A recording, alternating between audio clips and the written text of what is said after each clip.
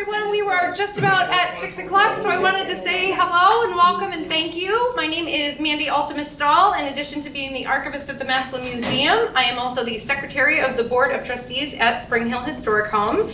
We are super excited to partner with the Massillon Public Library for our Let's Talk History series. So today we have author David Meyers with us, and he'll be introducing himself in just a moment. Just so you know, there is another Let's Talk History set this fall. It is going to be Dr. Kelly Meserek from Walsh University. It is on Tuesday, October 17th at 6 p.m. And that is Black Men in Blue. It is all about Ohio black troops who served from this state. And that will be held at Spring Hill. And again, that is Tuesday, October 17th at 6 p.m. It is free. We request that you register because space is limited. The other awesome thing that we have coming up, if you or grandkids or friends have ever wanted to be Indiana Jones or some sort of an archaeologist, I have good news. Just down the street at Spring Hill Historic Home, we are going to be having an archaeology dig. It is Saturday, September 30th from 10 to 3. It is a free event. We have activities for small children. There will be some stones and things that they can work with to be an archaeologist, little dino skeletons that you can poke and get out of plaster. And then for, 8-year-olds and up, and to all of us, you can actually dig with us. Just in surveying the land for kind of picking out where we're going to dig, we found many artifacts. Halves of teacups, halves of pots, wine bottles, all kinds of exciting finds. So if you'd like to help us piece together the story of Spring Hill that we haven't told yet and we haven't even discovered, please join us on September 30th. There are postcards on the table. And now I will turn it over to David Meyers, and thank you all so much for coming. Thank you to Spring Hill and also the Massillon Library for having me. This is the first time I've spoken in Massillon, but I've seemed to have hit all around it. And I was glad to come back to Massillon, as I was telling someone else. My freshman year at Miami University in 1966, my roommate was from Massillon, Ohio. So that's the only time I've ever really spent it overnight here in Massillon, but it was nice to get back and see it. I've driven through it, but it's nice to see any community in Ohio that still looks like it's thriving, and because there's so many of them that aren't, and that's one of my concerns and part of why I write. I've written along with my daughter Elise Meyers Walker. She uses 2 different names, and also with my wife sometimes, who's in the back row there, Beverly. A number of books, several dozen to get all together, about Ohio history. Much of it's Columbus-centric because we're from Columbus, and I've lived in Columbus all my life, except when I was away at college. But I've always, from my earliest childhood, I've had a deep and abiding interest in Ohio history, and never knowing where that was going to take me, and it's taken me a lot of interesting places. The thing is, when I wrote the book that I'm going to be talking to you about tonight, that was several years ago. But I'm still talking about it and going back and revisit it, even though I've had couple more books published since then, and also I've written several more books since then that haven't been published yet. To give you an idea, my most recent book is the Kahiki Scrapbook, which is about a Polynesian restaurant that was in Columbus, Ohio, and from 1961 on up to 2000. And this is the story of how it came to be, and it turned out to be the greatest Polynesian restaurant ever built. And it's still regarded as that. It's kind of the mothership of all things tiki. And so this is actually the second book I've written about it. And to do that, I asked several friends of mine to assist me with it because they were deeper into tiki culture than I was and had the contacts that I needed. The book before that was A Murder in Amish, Ohio. And so we're not very far away from Amish, Ohio here. But this was about a murder that took place in 1957. And it's very important event in the history of the Amish in the United States. And the world kind of rushed in 1957 because no one knew who the Amish were, and why they were so strange, why did they talk German, and why they dress so oddly. And so we discussed that, but it was about a different culture. And increasingly, our books have been focused on a particular culture. And in the book on the Kahiki, it was Asian culture, because so much was derived from Asian and South Pacific culture that was used in that. There's a connection. When people ask me, how do you write these books? How long does it take to write books? We're researching all the time and writing all the time, usually on about 5 different projects. And the reason we do that is we find that when you're researching something over here, you may find something over here that is of interest as well. And so you start creating these files thinking, I'll get back to that. And so you end up researching a number of books at the same time. This one is about the most dour of any book that we've ever written. This is Lynching and Mob Violence in Ohio. Oh, yes. Wow. And if you're interested at all in Black history, this delves into this quite a bit, but it's also white history. And so this, in researching this book, we found things we ended up using in the Underground Railroad books that we've written. Then this book, Historic Black Settlements in Ohio, this we wrote, what, 2 books ago? Published 2 books ago. This is about free blacks and fugitives from slavery and others who had been in the United States for many years, settling in Ohio prior to the Civil War.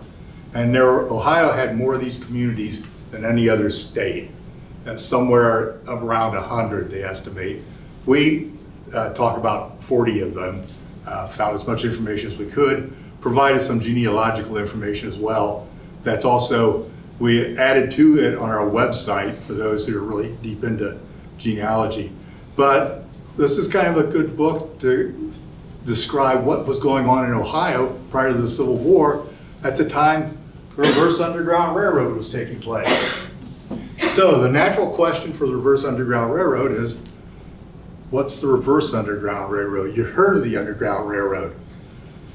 We always, when we're writing a book, the biggest bone of contention between us and our publisher, and particularly the marketing department of the publisher, is what to call a book. If I was going to be straight out honest with a title, this would be Slave Hunting in Ohio, because that's essentially what it's about. It's about these people who were somewhat organized in the same way that the Underground Railroad people were somewhat organized, who were hunting down slaves in Ohio. And the importance of this is where a lot of the legal cases came from that changed the law, changed how the law was interpreted prior to the Civil War, and helped them get us into the Civil War as a result. So in writing this book, we basically wrote a book that was twice this length and then cut it in half just to focus on the legal cases. I'm hoping 2 years from now, there will be a companion volume to this that will tell the rest of the story. And that one is, that's why I'm so glad to be here today and go through the Roach home, because it'll be definitely one of the places I discuss in that next book. So you had a question. Did I answer it or? No. Okay. What is your website? What? Oh, Exploding Stove, that's one word, .com. Okay, and you'll see all of our books are on there and all kinds of other information, because we've had our hands in a lot of different things. So today, though, we're going to talk about reverse Underground Railroad. I'd like to start out with this quote because the ignorance of slavery is kind of shocking to me. There are people who don't know what the Underground Railroad was, and I figure that's a failure somewhere. I don't know if it was in the educational system or what, but the fact that they don't even know that we had an Underground Railroad and what that constituted, it concerns me. And then there's a lot of misinformation out there too. And I don't want to repeat things that aren't true. So we try to source these things as much as humanly possible. We don't assume. But this is a quote from Aristotle, 330 before the Christian era, used to be called BC. It is clear then that some men are by nature free and others slaves, and that for these latter, slavery is both expedient and right. So, if you went to school when I did, Aristotle was one of these renowned philosophers, and he was one of the people that you studied if you got a classical education. And basically, this was the belief clear up to early parts of the 20th century, is that this is the natural order of things. Some people are free, some people are slaves. It's your bad luck. Sure, you happen to be one of the slaves, but that's the way people approach the world. And I want to emphasize, before we get into this, slavery is, was, and always will be bad. There is no condition under which you can justify slavery, even though people are still trying to do it, and even though some 42 million people are currently enslaved in the world. Definition of the word slave. Most people don't know this, but slave comes from the word Slav, because during the period 500 to 1500 Christian era, AD, Slavs, people in Slavic countries, were enslaved very frequently. That's part of Eastern Europe. And this was prior to the sub-Saharan African enslavement that was going on. It goes back, slavery, as far as we can determine, to the beginning of civilization. People were enslaving other people. The Bible talks about it, the Quran talks about it. International slave trade can be traced back to the early 7th century. Okay, so that's 1,000 years before the founding of the United States. There was slavery going on internationally. Who was doing enslaving? Muslims and Vikings, for example. They were trading slaves, enslaving people. Usually it's during wars that they were undertaking, or raids that they were undertaking. And then they would sell them or trade them to each other. Native Americans were enslaving other Native Americans. Usually this was a result of war as well. The Spanish were actually the first people to bring slaves to the United States, down in Florida. The British, we all know about all this enslaving they did and all the colonies that they had. This is a very important diagram. This was the Carnegie Mellon Foundation did this. This shows the transatlantic slave trade. This shows the countries or the areas of Africa where the slaves were captured and then shipped. And you can see the bulk of them went to South America and to the islands here. And when you get up to the United States, there's considerably less.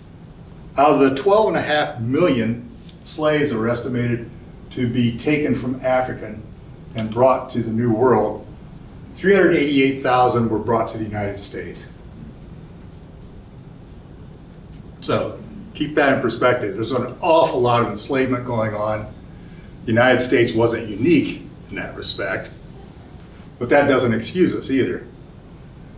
But these countries, Portugal, Britain, Spain, France, the Netherlands, Denmark, and Africa, because most of the slaves were enslaved first by other African tribes who then traded them off, for goods and things to the people from Europe.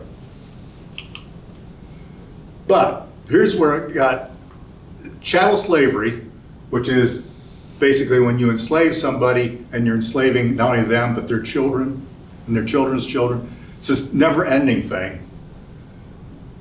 Was our particular sin in the United States. It was done before, it was even done in African places, but it was never done on such a wide scale as it was in the United States. But it was important to remember, there's heroes and villains in this story. And some of the villains are also the heroes, which really confuses things. Because so many people who were slave owners later became anti-slave, abolitionists, and were active in helping create the Underground Railroad. And the struggle to abolish slavery began even before there was a United States. And then we come to the Civil War, and we basically sacrificed 750,000 soldiers to free 4 million slaves. We had 4 million slaves by that time because the United States was one of the rare areas where enslaved people actually had children and families. Those that were sent south of us, especially into the islands, didn't live long enough to have families. There was very cruel conditions down there in the cane fields and the Caribbean and things. So, we're forming a country called the United States. The United States was basically Southern in its sympathies. You know, Washington, D.C. is basically located in the South, what were considered Southern states. You know, you got Virginia and Maryland, and that was the South. The early presidents were all Southern guys. Many of them were slave owners. Their sympathies were with that. That's the system that they grew up with, system that they supported. However, in 1787, which is after we've broken free of England, of Great Britain, we're starting to create some kind of government.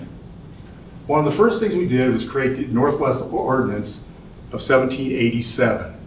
And the important thing is, in this ordinance, we're discussing how are we going to handle all this new territory when it becomes states. And they decided back then slavery would be prohibited in those states. Even though they was weighted towards the South, as far as the sympathies were concerned, they were able to hammer out an agreement saying, we are not going to have slaves in these new territories. 1787. However, if you had slaves and they ran away into this territory, it's okay to go after them and capture them because they're your property. So they said slavery's bad, but where it already exists, we're going to allow it to continue. And that was just kind of a practical thing to do because they couldn't get any kind of agreement at all if they started out saying we're going to ban slavery. They were going to eliminate it because it was just the government was too heavily weighted towards the South. So that was 1787. 1789 is when we actually create the U.S. Constitution, which is the governing document that we live by now. In that, we stipulated that no slaves would be imported as of 1808. So even in the Constitution, we're saying, and this is 20 years in the future, we're not going to have any more slaves as of imported in the United States as of 1808. We'll keep what we have, but we're not going to import any more. However, the laws and their interpretations changed throughout the antebellum era. And the antebellum era is the period before the Civil War. So, what we're going to look at is how these changes affected the Underground Railroad and the Reverse Underground Railroad. Fugitive Slave Act of 1793. Okay, we've got the Southern interest or concern. You know, you're chipping away at our rights. We need something to affirm that we've got these rights to keep these slaves. And so they created the Fugitive Slave Act of 1793. That gave them, reinforced their right to pursue slaves, fined people $500 if they interfered with their attempts to recapture their slaves, and the local government was responsible for enforcing this. So what that meant is slave catchers could come in from the South into Ohio, capture somebody, but they had to take him to a local justice of the peace so he could make a decision as to whether or not this person was a former or runaway slave. It was left to his discretion. Here is what the United States looked like in 1803 when Ohio was created. So you can see the pink and the green, that was the United States. The yellow was the territories we already had, but we hadn't created states out of yet. This shows where the Underground Railroad trails went, roughly. And the thing to keep in mind with all of these is that this wasn't a highway. People didn't walk down it. It was kind of a general direction that you go from this place to this place, and you may go, take a wide route, the shortcut or the long way around to get to it. But these are places you were going. And this was created by basically surveying people who had been involved with the Underground Railroad and telling a professor at Ohio State, Dave Siebert, who was the one who really researched this stuff, where we had been active. And so these were kind of created after the fact. Nobody had a map like this to say, oh, I'm here, I can follow this. But the importance of this is showing the concentration of these Underground Railroad routes in Ohio. We had more activity than anybody else. And you see, part of that is we're close to Kentucky, Virginia, West Virginia, and those are slave states. They're border states, but they're slave states. Pennsylvania was still a slave state until the 1820s or so, and even after that, some people were grandfathered into it. So those were all areas, states where fugitives could see, okay, across the Ohio River, I'm in a free state, Ohio. Ohio was the only state that was free from its inception. When it was created, it was free. So, let's go back and look at an early case, and it doesn't involve a fugitive slave. Abraham of Ross County, he only had a first name, in 1801, escaped from Nathaniel Massey. This is Massey's home. Massey was one of the people, along with Thomas Worthington and a lot of others from from Virginia, who came to Ohio and basically settled in the Chillicothe area and set up our early government.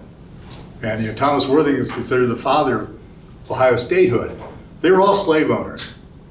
They came here, brought their slaves with them, and then they were supposed to turn them loose, give them their freedom, and if they agreed, then they could make them indentured servants. But they couldn't make that agreement unless they were already free. Law stipulated that. Well, the problem was, these guys had money.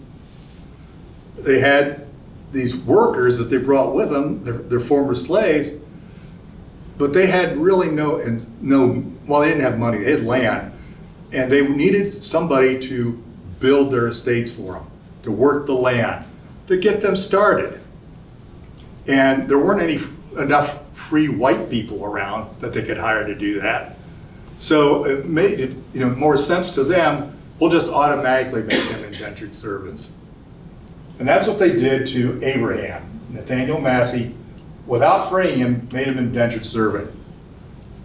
So, he'd been brought from Virginia. He was pressured to become an indentured servant. Pressured meaning he had no choice whatsoever. 2/3 of the colonists were indentured servants. Most people don't realize that. Probably a lot of your ancestors were probably indentured servants if you've been in the United States for any length of time. Abraham ran away. He was captured, jailed, and then hired out to work. Because at that time, if you were placed in jail, you were responsible for your own keep.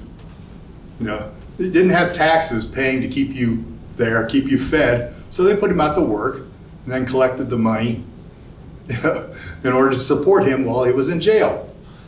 And it paid for his expenses. They notified Nathaniel Massey that they had Abraham, and so Nathaniel Massey reclaimed him, and Abraham went back and lived in a house behind Nathaniel Massey's house that was very similar to the kind of houses they had on plantations. And Thomas Worthington did the same thing. Thomas Worthington, you know, you can still see his house at Edina in Chillicothe. He had these quarters for his servants behind him that were just like the quarters that the slaves had in Virginia. He promised them, you work for me, you do this, and I am going to give you land. You can have your own property. None of them ever got any.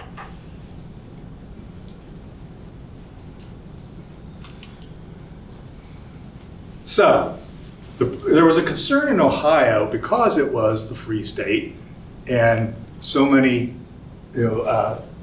people seeking liberty were coming into Ohio that we were going to be overrun with these people with African ancestry. And people became concerned. There'd be too many of them here. They'll all come here. So they passed what were called the Black Laws in 1804 and 1807. What they said is, if you're black, you come to Ohio, you have to register with the local governing body.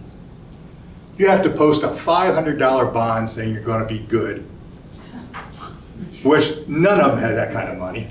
No, so they had to really rely upon somebody who had it to post the bond on their behalf, if they could find one. They also had to obtain a certificate attesting to their freedom, which, where do you get that? You know, that requires some research to determine whether you're free. Besides that, you're not a citizen under the law, so you can't vote and you can't testify in court, even on your own behalf. So that's essentially what the Black Laws did. And after we did them, Indiana, Illinois, and other areas fell in line and passed Black Laws as well because they thought those were good things. So this is probably the first fugitive slave case that we know about, and we know about it because the law was involved. The woman's name was Jane. She was a young woman living in West Virginia, well, actually Virginia, western edge of Virginia, along the Ohio River, on an estate owned by the Tomlinsons. And this one was owned by Joseph Tomlinson Jr. And the Tomlinsons owned many, many acres, thousands of acres along the Ohio River. And she escaped in 1808. And what she did is she stole $4. And she was walking, she hadn't crossed the river. She was still in Virginia. She hadn't crossed the river. She was jailed, tried, and sentenced to hang, because that was the penalty for theft. So this young woman who stole $4 is in the jail, and she befriends a guard there who's sympathetic to her plight and lets her go. Then she came to Ohio, married, had children, settled in. Several years went by. She was tracked down by slave catchers because a reward had been offered for her recapture. And these guys, they'd see the rewards and they'd roam through Ohio looking for fugitives, people who look like fugitive slaves or could be passed off as fugitive slaves. And they happened to track down Jane. So she was arrested, returned to Virginia. She benefited from a reprieve from the governor saying, we won't hang you. Instead, we're going to sell you back into slavery. And we don't know what happened to her after that. But we do know that the governor of Ohio was trying to get her freed, and the governor of Virginia wasn't interested in doing that. There's correspondence on a lot of these cases between the governors of Ohio to the governor of Kentucky in particular, trying to recover slaves that have been captured, or fugitive slaves, or just African American people that have been captured in Ohio and taken down south. This one I particularly like. It's one of the first ones I became interested in. It's Jerry Finney. It took place in Columbus in 1846. He escaped from a woman named Bathsheba D. Long in Kentucky. The way he was able to escape is Bathsheba had leased him out, or rented him out to another man. And that man took him into Ohio to do work. Took him into Cincinnati on a regular basis. At that time, it was legal for people to bring slaves in Ohio, not to work, that part was illegal, but if they were just your servants or you were traveling across Ohio, it was okay for you to have these enslaved people there, even though Ohio was a free state. Jerry escaped to Columbus, married, had a family, was a very popular, well-known character in Columbus. He worked as in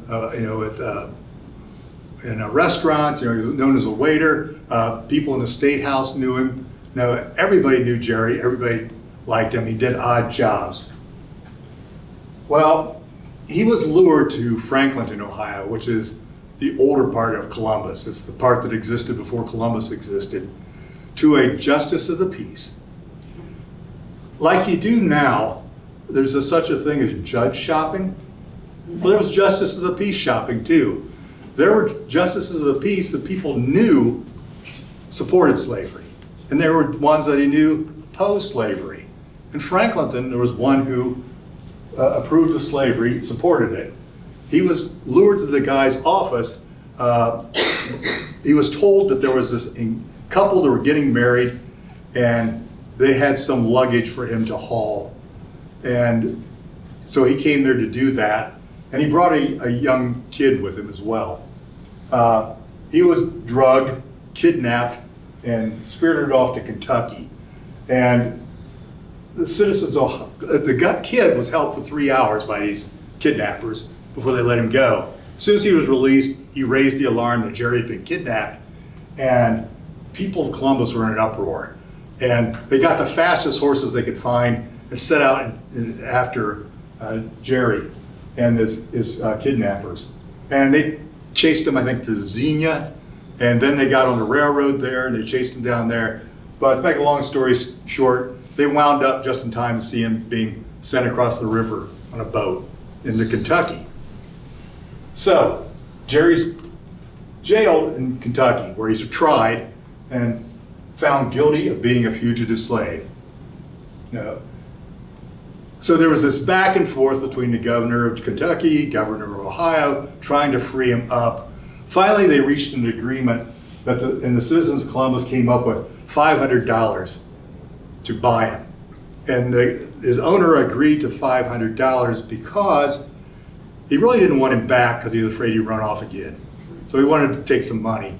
That was less than he was worth, but he got $500. Problem is, he had been in prison so long, he developed tuberculosis and died almost as soon as he got back to Columbus.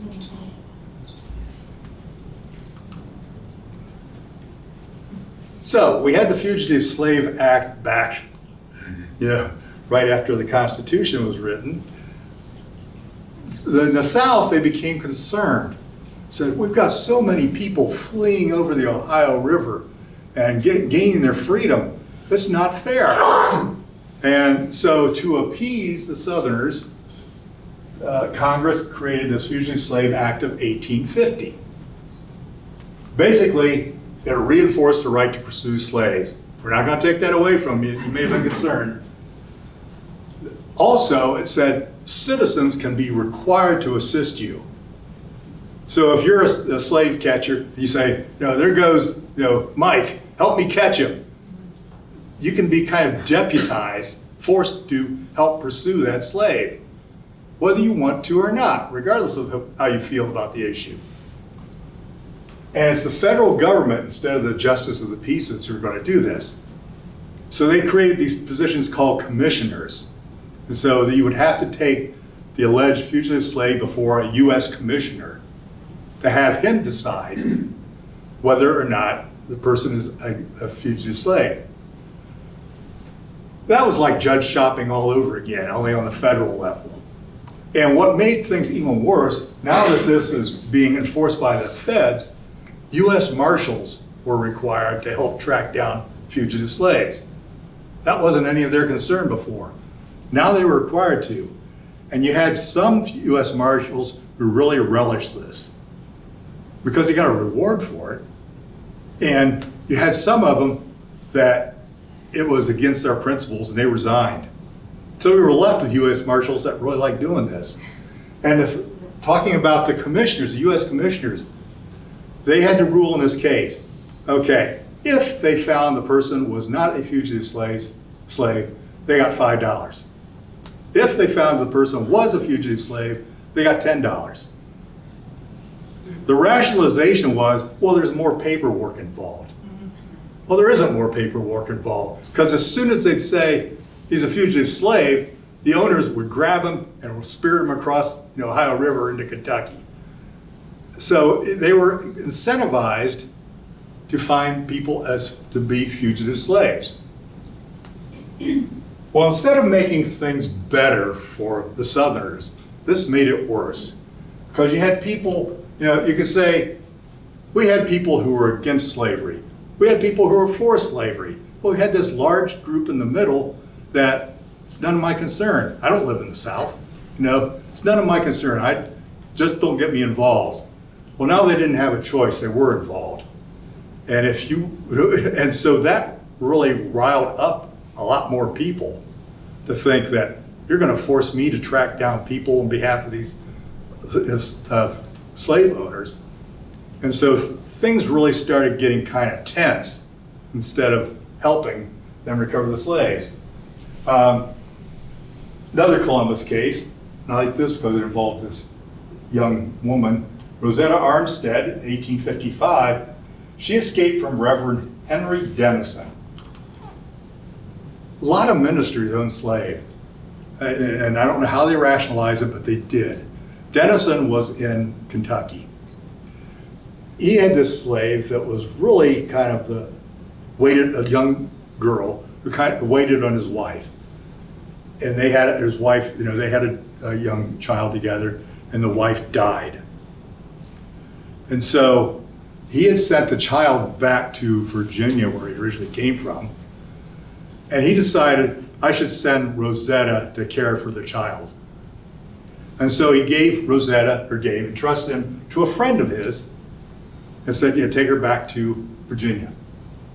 So 60-year-old Rosetta was put on a boat, a steamboat, was going to go up the Ohio River and get off, in Virginia. However, due to heavy ice in the Ohio River, they couldn't get any farther north than Cincinnati, so they had to get off and catch a train. Now they're in Ohio. They didn't intend to be in Ohio. He's in Ohio. On the train, Rosetta is talking to some other people of color. They realize what's going on. They tell her, you could be free. And she said, that sounds good. Gets to Ohio, to Columbus, and the abolitionists connect with her. People in train make them aware, and kind of take her into their custody to protect her. Well, her owner comes to Columbus from Kentucky to try to induce her to return.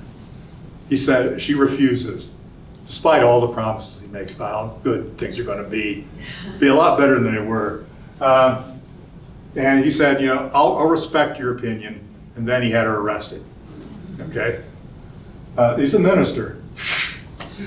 Case was heard in the U.S. District Court and the U.S. Circuit Court, and they declared that she was free.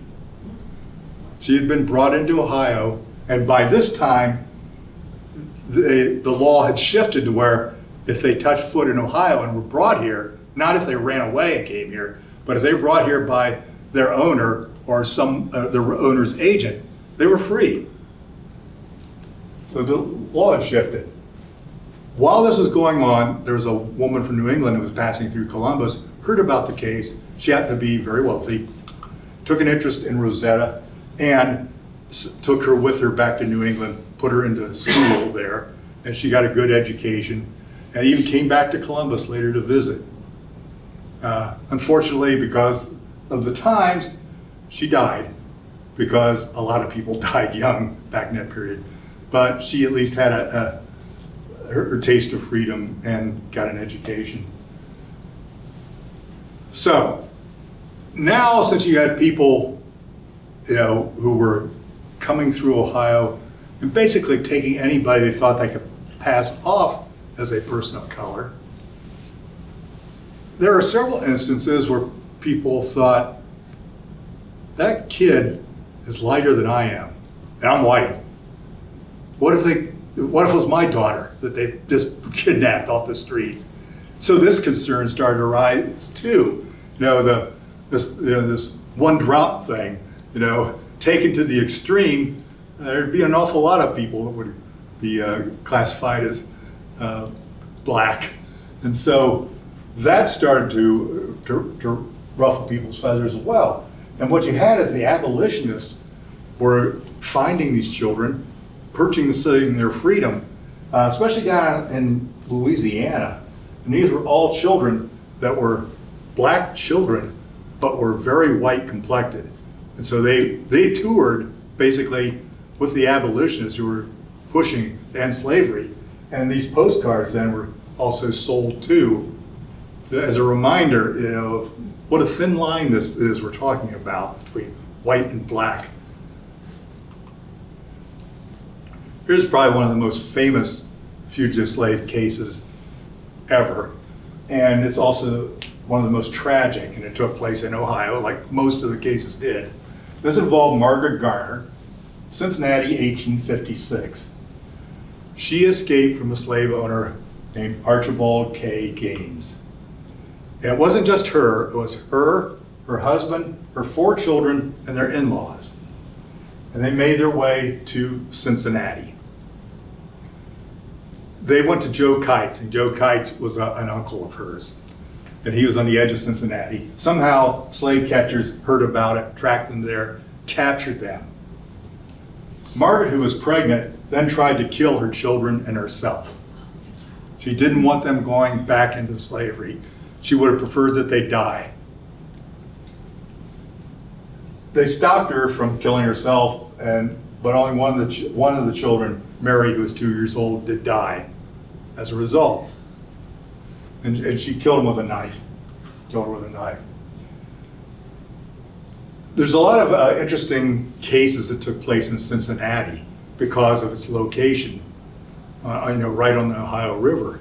And that's where a lot of the abolitionists lived. But also, it was a very southern-leaning city in some respects too, because they were so dependent upon importing goods from the South.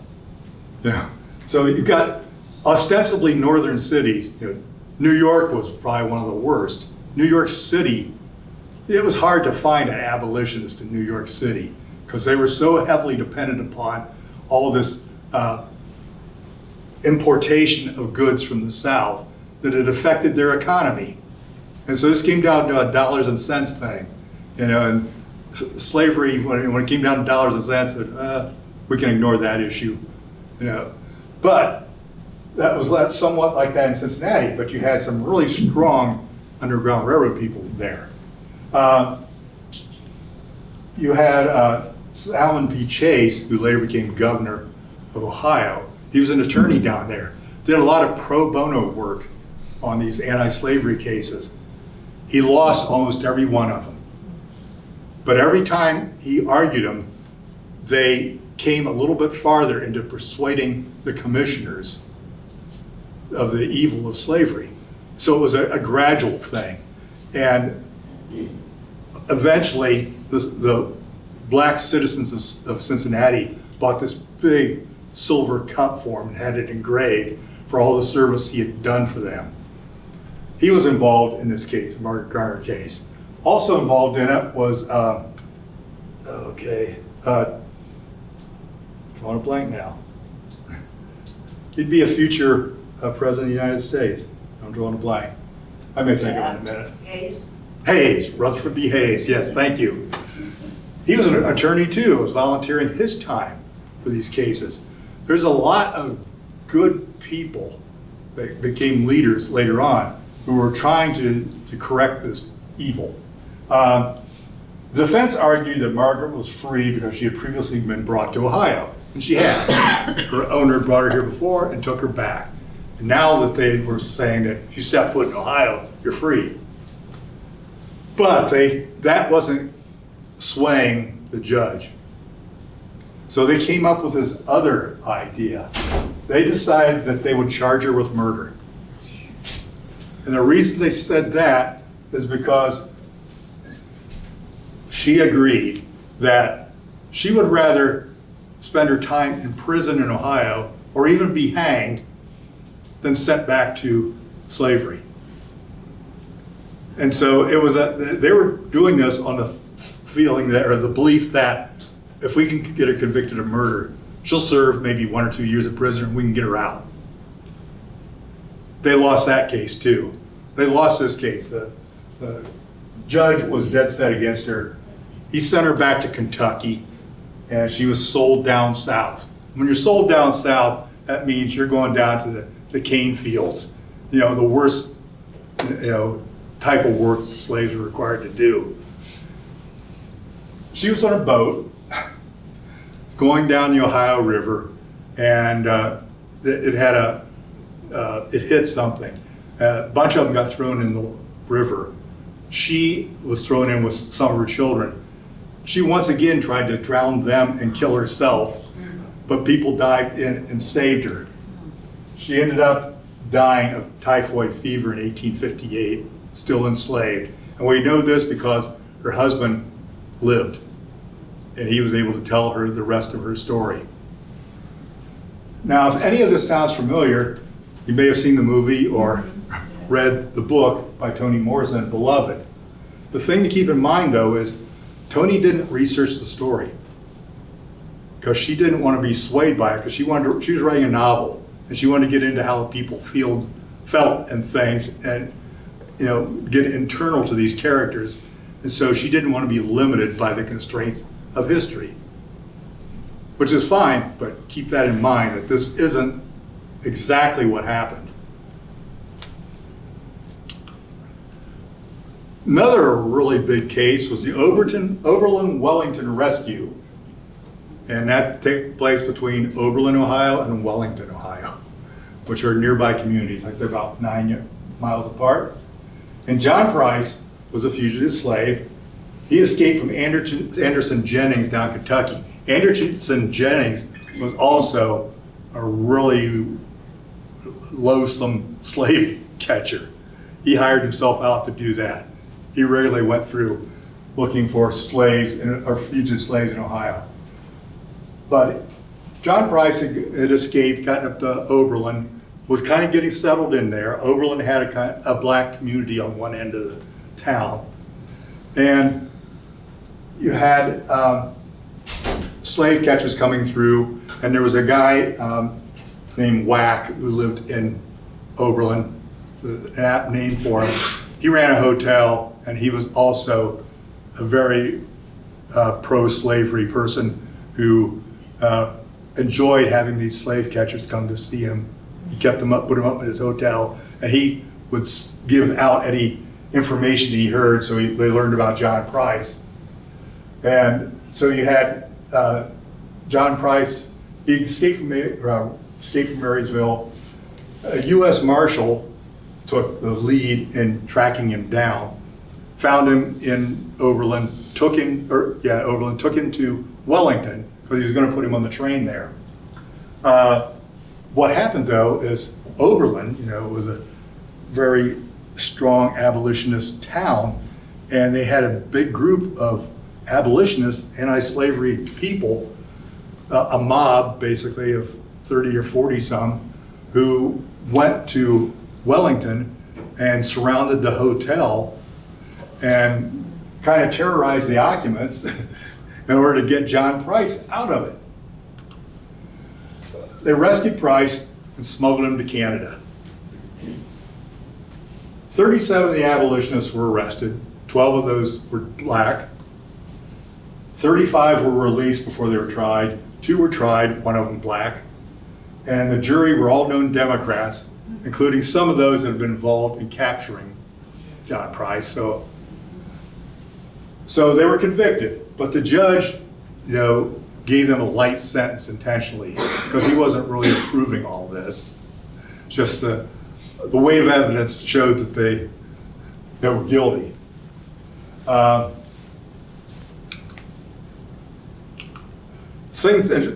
Two of those people, the black individuals who were involved in this, also ended up joining with John Brown. And one of them ended up dying when John Brown died. But, so there's connections with all this stuff. So, during the Civil War, this is the United States over here, the yellow and the orange and the pink. And so we kept adding states until we got to this. This is a fact that most people don't realize, and why there's so much activity in Ohio. At the time of the Civil War, Ohio was the third most populous state in the United States. We were, so you think it was New York, Pennsylvania, and us. We were the states that had the really heavy concentrations of people. So that's why there was so much activity going on Also, here. Yeah. West Virginia was Virginia, so where you have that one in the yellow, it actually should have been pink at the start of the war because Yeah. Virginia went all the way to the Ohio borders. So. That's correct. So this is just an illustration from that era showing how, you've got Lincoln and his Sumner and other abolitionists on this side, and you've got people in the middle basically supporting, says no interference with slave hunters. This is what was being reported over in England, is what was going on. They were trying to make sense of it. But it just shows the conundrum that we had. Who's the figure in that last picture? The one in the center? You want the center? Yeah, I don't know. I don't remember. I think his name is Logan. His name was Logan. He was a congressman that was supporting protecting the rights of the slave owners. Maybe John Logan.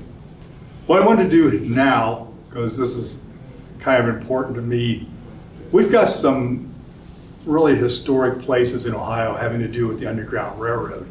And I'd like to ensure that they are maintained for the future, so we never forget this, and we have centers, like the Roach House, that people can go to learn this story, because there is so much ignorance about it. This is the John Rankin home. John Rankin was in Ripley, Ohio. Rankin was one of the first abolitionists in Ohio to really put his beliefs in writing and published a book about abolishing slavery. He was also located, he originally started out, lived in a row house down on the waterfront in Ripley. He moved up to the top of this 300-foot hill, overlooking Ripley, overlooking the Ohio River. And that became kind of a beacon to fugitive slaves. Now, he put a lantern or a candle or something in the window for them to focus on, because there was like 100 steps going up to his house that they could follow.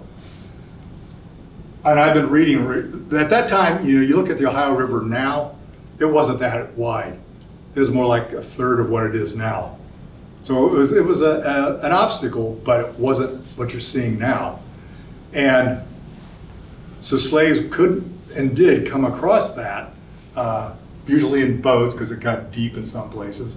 But they would come to Rankin, and Rankin didn't care who knew that he was an Underground Railroad conductor.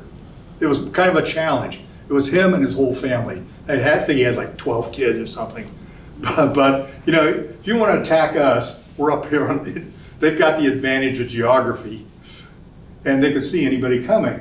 And so I was reading an article that I wondered always, well, could they really see these candles or these lanterns or anything? There's very little research done on it. And that has mostly to do with how it compares to looking at stars. But they figured you could see 1.5 miles. Given that he is on top of that hill, which is the highest point there. So yeah, they could make that out on a dark night. And so, you had anywhere, 1,500 or so people were helped by the Rankin family. And you can go see that house. But Ripley's a phenomenal town because it has maybe 24 sites in it that are tied to the Underground Railroad in one way or another. And this tells us, he was a Presbyterian minister. had 13 children, helped thousands of fugitives, and so he was among the most public of the Underground Railroad agents, and 100-step stairway, which I already mentioned, to the top of his house. Here's another Ohio author, Virginia Hamilton from Yellow Springs, and she wrote the book The House of Dees Dreer, which is a novel loosely based on John Rankin's work. But that's been a bestseller as well. In Cincinnati, you had Levi and Catherine Coffin. Levi is sometimes called the father of the Underground Railroad. If you go to New England, they got their own fathers of the Underground Railroad. But for us, if he wasn't, he was close to being. He did a lot of the work in Indiana before he then came to Ohio and settled in Cincinnati. Unfortunately, the Cincinnati house was razed. The one in Indiana is still there if you want to go visit it. He was a Quaker teacher, and a lot of the abolitionists were Quakers, just like Thomas Roach. I know the Quakers would move to Ohio. They didn't want to live in the South, and they also wanted to help with, abolishing slavery. And so you had something like 9,000 Quakers, settling in Ohio before the Civil War, just to get involved in the abolitionist movement. But hey, Levi and his wife helped. 20 years in Indiana, Cincinnati, 1847. He would, I know this for a fact because I found this in a slave narrative that I discovered, where they talk about coming to Cincinnati, being introduced to Mr. Coffin, and he takes them up into Mercer County, Ohio, and helps them buy land to settle on.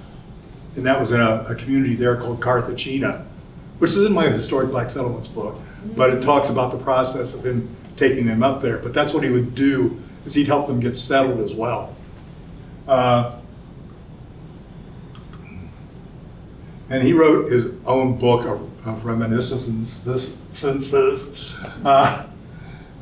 so you can, but it tells the kind of the overall story. It's hard to find detailed information about particular incidents, but it's well worth reading. This is one that many people don't know about, and it's a very important one. And the reason I don't know about it, because this was probably the most recent slave narrative published. And it was John P. Parker down in Ripley, Ohio, was a fugitive slave who who was born in slavery, ended up coming to Ohio, started a foundry, hired 10 people, and continued to be involved in the Underground Railroad. And what made him unique is that he would go, like Harriet Tubman, back down into the South, find people, and lead them out. So he's risking his own capture to do this. This was his house. It's been restored. Since then, I was just visited a couple of months ago, and they've added more to it. They're reconstructing, showing how the foundry was and that kind of thing. Got more relics. If you go there, say hello to Dewey Scott, who's the docent there. Really nice gentleman who knows everything about this and also the other sites in Ripley. So between the Parker home and the Rankin home, these are really important monuments that need to be preserved, and I'm glad they are. So he bought his freedom, John Parker did, because he worked hard, very clever person. The fact that he started his own foundry, he got some patents too on some of the things he created. Made numerous trips to Kentucky, may have freed as many as 1,000 people.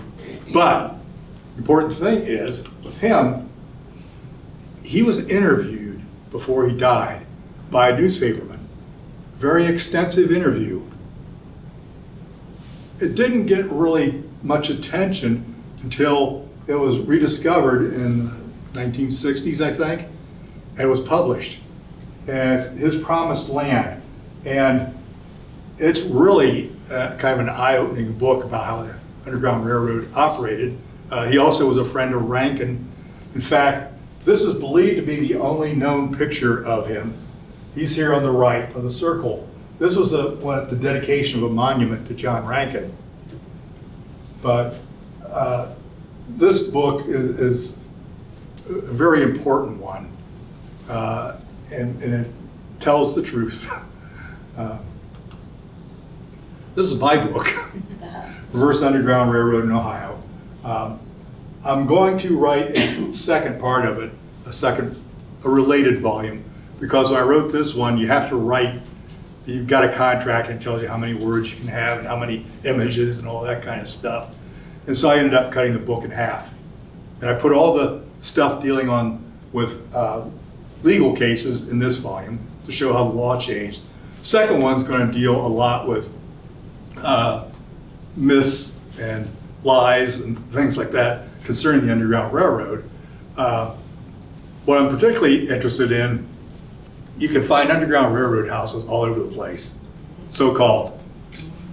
What documentation do they have, to support their claim? The Roach Home does have some documentation.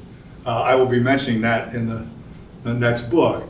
Others, I've talked to the directors or curators or whatever, and they're just making this leap of faith that, well, we know that an abolitionist lived here. Well, not all abolitionists were involved in the Underground Railroad. Some, it was just this philosophical belief they held, and they didn't become involved in doing anything to abolish slavery. But others, really risked their lives and their fortunes. And I've got stories of, people who went to prison, white people who went to prison for their involvement in freeing or attempting to free slaves.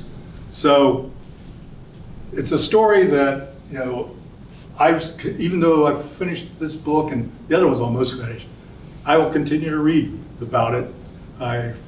Every time I find another book, because you learn something each time you do, because the story, as I tell a lot of my audience, especially those audiences that have people of color in them, go back and question your own relatives, because there's stories out there we haven't heard yet, and I don't want them to be lost.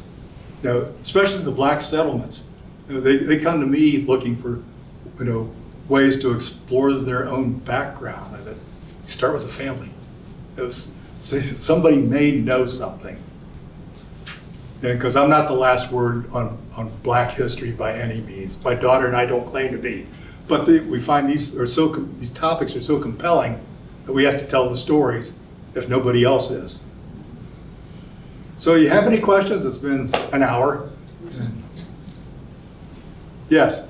Was there ever a clandestine system for the slave catchers? What, a what? A clandestine system for them. Like the Underground Railroad was clandestine, they had to go by night and everything. Well, did the slave catchers ever feel necessary to hide by night? they weren't that organized. They weren't organized as No, they were responding to people offering rewards. Some of them were freelancing, they just go out and look for people. Others were looking for specific people. So that's why you had people getting caught up in it that weren't fugitive slaves. But they look like they can be passed off as one. You find a sympathetic judge and they'll say, okay, close enough for me, take them down south, and the odds are somebody will claim them. That was the embarrassing thing, is when they'd take a fugitive slave down there and nobody would claim them. Because they had nothing to go on, and so not in some cases, but here's the bad thing that would happen. If nobody claimed them, they'd end up selling them into slavery anyway, because they had to pay for their time in jail. Yes? And was it a popular vote on who was the North and who was the South, or was that done by the congressmen and senators? You mean as far as it came to? Yeah, who's on whose side? Well, it was geographical. Who had the slaves, who had the plantations. The North did not have plantations like they had in the South. We didn't grow the crops they did. Now, we didn't have the cane sugar. We didn't have the cotton. You know, we didn't have the crops that were really required that kind of labor. So that was kind of the, you know, a de facto division was agricultural. But you had the real problem was the one that's in the middle. You know, the border states, the Kentuckys, you know, the Marylands, that they didn't want to go with the South, but they had slavery. They didn't want to lose slavery.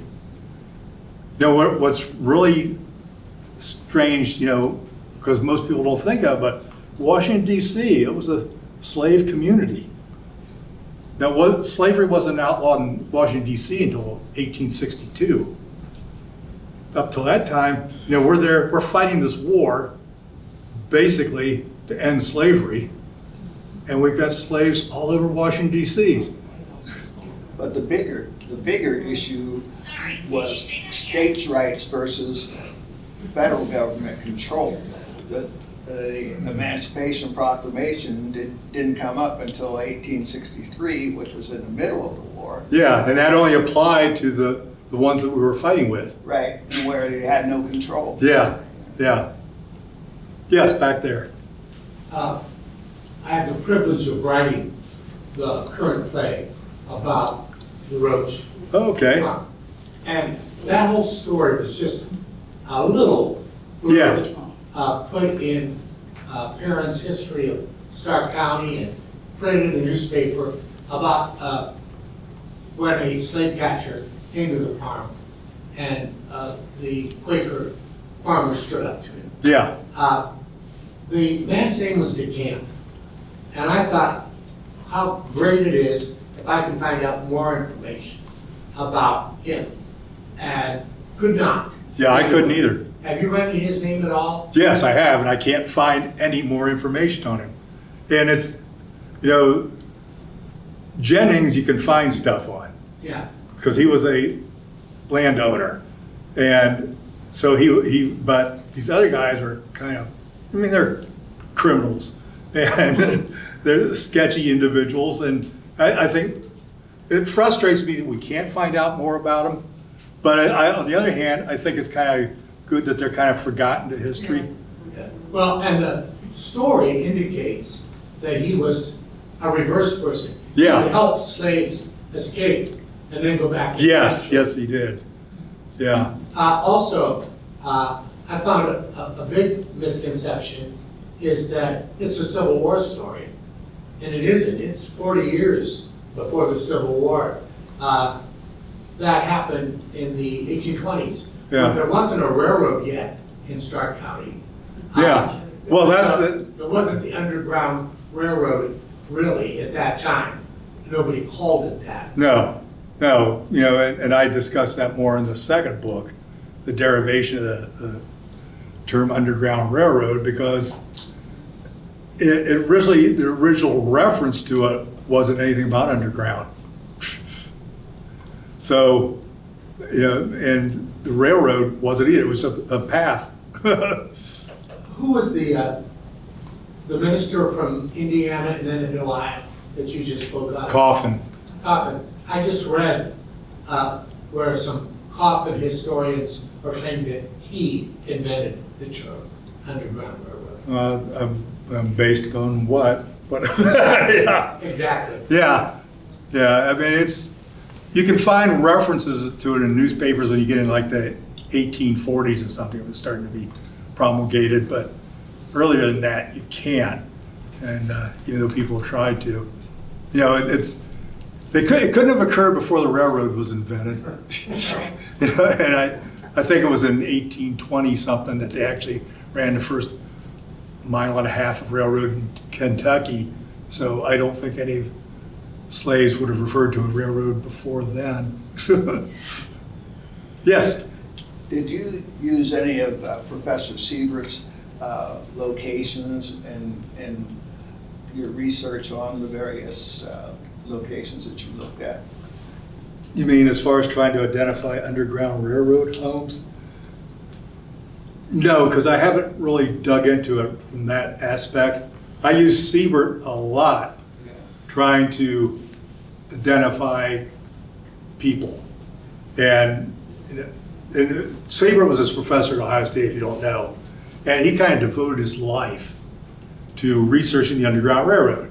So in the 1880s, 90s, he was contacting everybody he could think of that might have had some involvement in it to allow him to interview them, or for them to send him letters or whatever they had to try to construct the history of it. And when I was a child, I used to go to Long's bookstore in Columbus, Ohio, and right across from Ohio State. Well, he published his first book in 1890 something on the Underground Railroad. His last one was in 1951. It was published by Long's bookstore. And I was just an elementary school kid, but I wanted that book. And so I've got it. That's where I kind of began, because the whole idea intrigued me. I couldn't read it at that time, but I got the book, and I still have it. But he was the one, that really, we'd have a big hole in our knowledge if it weren't for him. The question is, how honest were these people being? And was it a representative sampling? Well, it wasn't a representative sampling, because it was more volunteering information. Well, he actually used students from his classes and used their knowledge of what they knew. So if there wasn't a student from this area over here, then you'd have a blank spot over here, because there was no one who was from that area that was in his class. It's the same problem we have with all of the slave narratives that were collected during the 1920s and 1930s and by the WPA. And those, in many cases, we're taking unemployed people and sending them out to do research and question people who were formerly enslaved. And how did they present themselves to these people?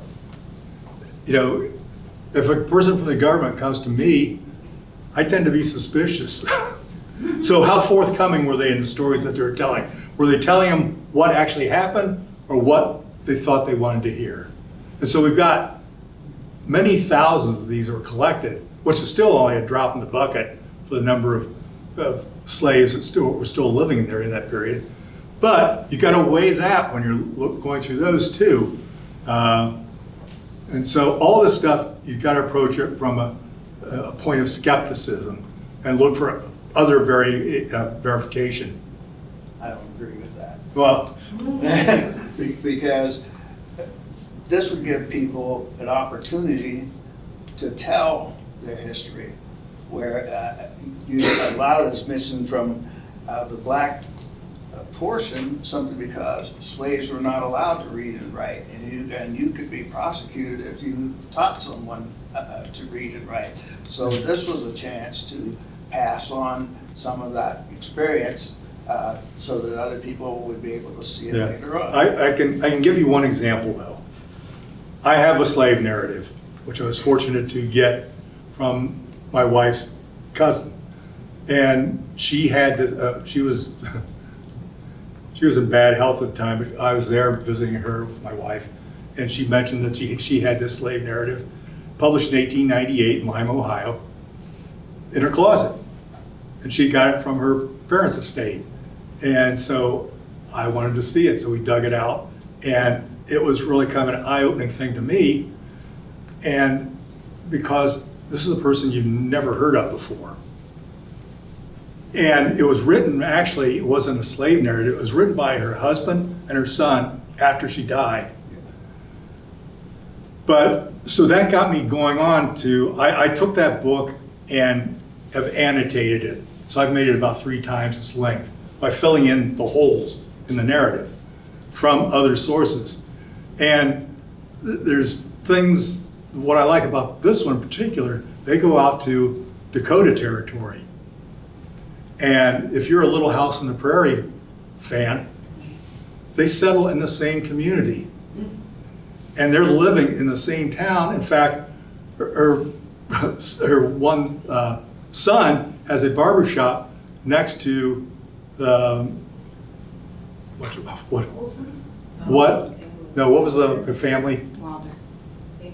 Ingalls. Yeah, Laura Ingalls Wilder, right next to her father's office. Laura Ingalls Wilder doesn't mention them at all. They don't mention the Wilders. Wow. But I know from looking at the real estate records, that's where they were. But, so there's things, they could only tell what they knew. And I have another example where there's a slave narrative that was also, where a person wrote a book and also gave a slave interview. The interview itself just hits the high points, not even the high points of that, because the interviewer only probably sat with them for a couple of hours.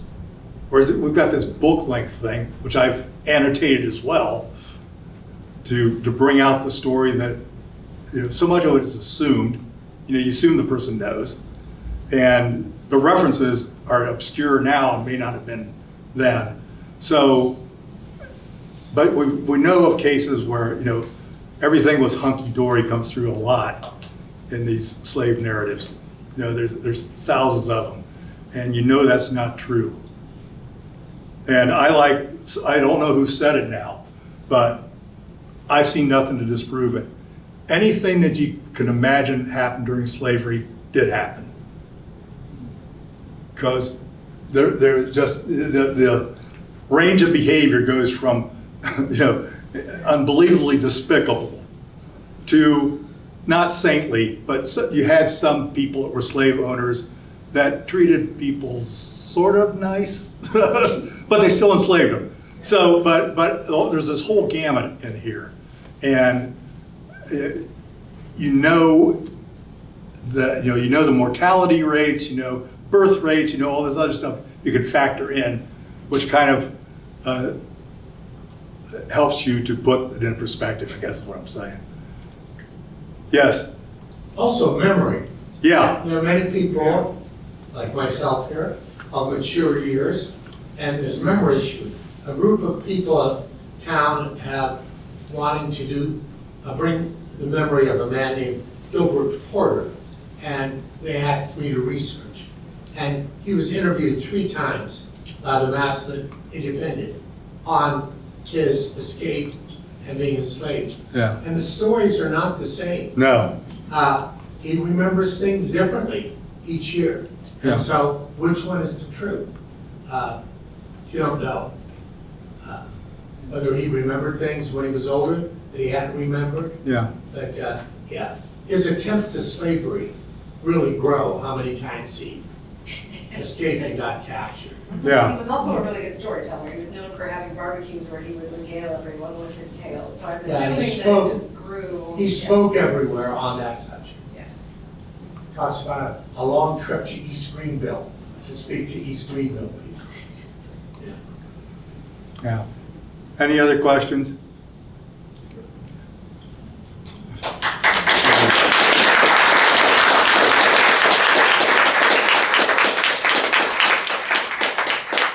I didn't plan to sell books, but I did bring 4 with me, I see. So if anybody's interested in buying a book, I'll sell. You said they are also available Yeah, at they have Spring them. Hill. So Yeah. if you're interested, there are copies at Spring Hill for purchase.